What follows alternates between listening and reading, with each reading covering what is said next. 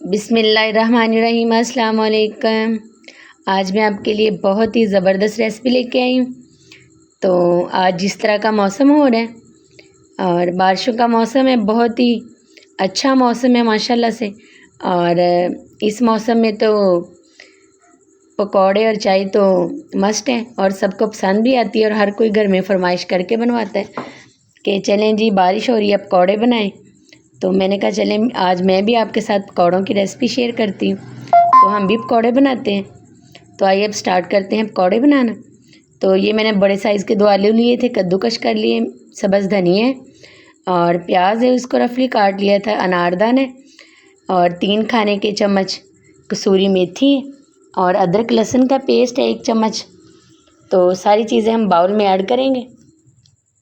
तो इस तरह से मैंने जो मोटी साइज़ होती है कद्दूकश की, उस तरह उसके साथ मैंने इसको कद्दूकश कर लिया था। आलू को छिलके उतार के और मैंने अच्छे से वॉश कर लिया था और प्याज को भी मैंने रफली काट लिया था, बड़े साइज़ का प्याज लिया था।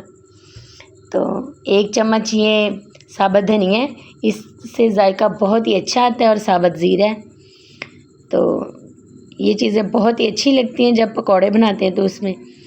तो अब मैंने इसमें नमक ऐड कर दिया, हल्दी पाउडर है थोड़ा सा, आप डालना चाहें हल्दी डाल सकते हैं, लेकिन मैं तो ऐड करती हूँ, वैसे भी सेहत के लिए अच्छी होती है हल्दी। और सुरख मिर्च है, ये भी हमने इसमें 1 चम्मच ऐड किया। तो ज़ीरा पाउडर है, ये मैंने 1/2 चम्मच ऐड किया है और धनिया पाउडर भी मैं इसमें ऐड करूँगी। तो कई लोग अदरक लहसुन का पेस्ट नहीं डालते, लेकिन आप डाल के ज़रूर देखिएगा, इससे टेस्ट बहुत ही ज़बरदस्त आता है पकौड़ों का और मेथी से इसका जायका और भी बढ़ जाता है। तो ये 1/2 चम्मच गरम मसाला है और 2 चुटकी मैंने अजवाइन ऐड की है। अजवाइन से बहुत ही अच्छा फ्लेवर और करारापन आता है इसमें। और 2 चुटकी मैंने इसमें अजवाइन ऐड की है। तो सारी चीज़ें मैंने ऐड कर दी। अब हम इसमें बेसन ऐड करेंगे। बेसन में इसमें 4 खाने के चम्मच ऐड करूँगी, अगर मुझे कम लगेगा तो मैं फिर और ऐड कर दूँगी। तो ये मैंने 2 चम्मच ऐड किए, 2 और मैं इसमें ऐड करूँगी। फिर हम इसको मिक्स करेंगे। जब भी आप हाथों के साथ कोई भी चीज़ मिक्स करें तो हाथों को अच्छे से वॉश कर लिया करें। तो सफाई निसफ़ ईमान है और सफाई ज़रूर होनी चाहिए।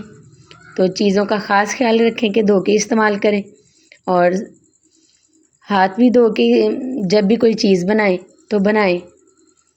तो ये देखें माशाल्लाह से मैंने इसमें थोड़ा सा पानी ऐड किया, तकरीबन 2 से 3 चम्मच। तो इसमें अच्छे से मिक्स किया। अभी मुझे थोड़ा सा बेसन कम लग रहा है तो मैं इसमें 1 चम्मच और ऐड कर दूँगी। बहुत ही क्रिस्पी हमारे पकौड़े तैयार होंगे। तो ये मैंने बेसन का 1 चम्मच और ऐड कर दिए और अच्छे से इसको मिक्स करेंगे। तो बैटर हमारा मसाला जो है तैयार हो चुका है पकौड़ों का। तो तवे पे मैंने ऑयल ऐड किया था। तो डीप फ्राई नहीं करेंगे, हम शैलो फ्राई करेंगे। तो इसको जब पलटेंगे तो चम्मच के साथ हल्का से इसको प्रेस कर देंगे, इसकी जब साइड चेंज करेंगे। तो कढ़ाई में भी आप बना सकते हैं, लेकिन इस तरह से भी बहुत ही मज़े के बनते हैं और ऐसे लगते हैं जैसे कोई कबाब बनाए हो। इस तरह का इनका फ्लेवर आता है और बहुत ही क्रिस्पी बनते हैं।